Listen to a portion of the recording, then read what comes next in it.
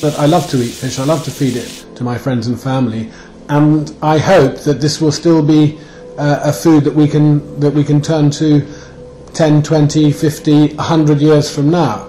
But if we're going to achieve that, we have to make the industry sustainable. There will always be, pretty much always be, some form of extractable, catchable fish protein out there. I don't think we'll find our seas completely empty of fish, but what we'll find is more and more unhealthy and less productive marine ecosystems, unless there is a better regulated, more sustainable system of fishing internationally.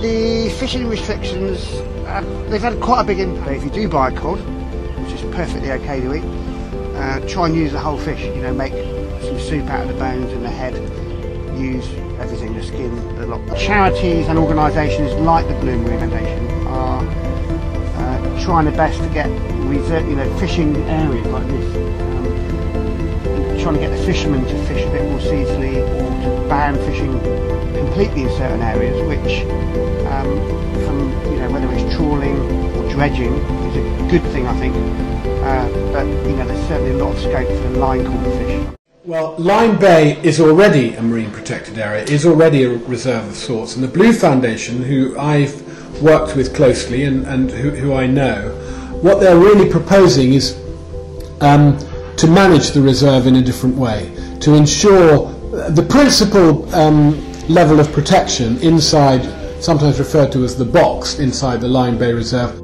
But one of the immediate effects of declaring it a reserve was that fishermen who'd been using this kind of gear changed gears and started using the kind of things that are still allowed as come along, and they say, look, if these marine reserves are going to work, not just as conservation tools for soft corals, but as ways of supporting the fishing industry through healthier fish stocks, then we have to manage the fishing inside. The kind of fishing techniques that are still allowed, we have to manage them inside the reserve better. So in the last year, I've been to Thailand, where they farm prawns.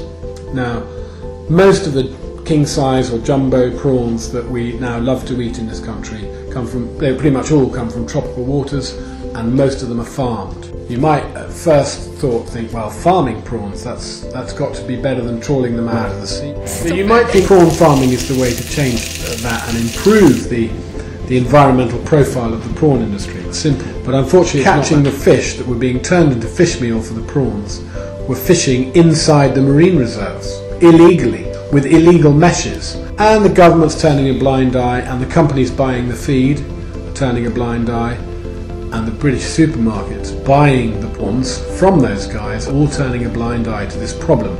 I try and use locally sourced fish. Sometimes we have to go a bit further down the coast, because as you can see, on a day like this, there's quite a few boats out today, and during the summertime, we try as much as possible to really use everything locally. But when I say locally, I really mean within a few miles. I think the local topic, or the current topic of mackerel fishing, we've all suddenly said, oh, we can't eat mackerel anymore, but that's not the case. Line caught mackerel, you can go out here in season and catch bucketfuls of mackerel, and you can eat them. It's really those big factory ships that are sort of scooping up, well over the quotas in the ocean. The key at the end of the day is wherever you buy your fish from, whether it's from a local fishmonger, whether it's straight from the boat, they should all be able to answer the question of where it's come from and is it sustainable.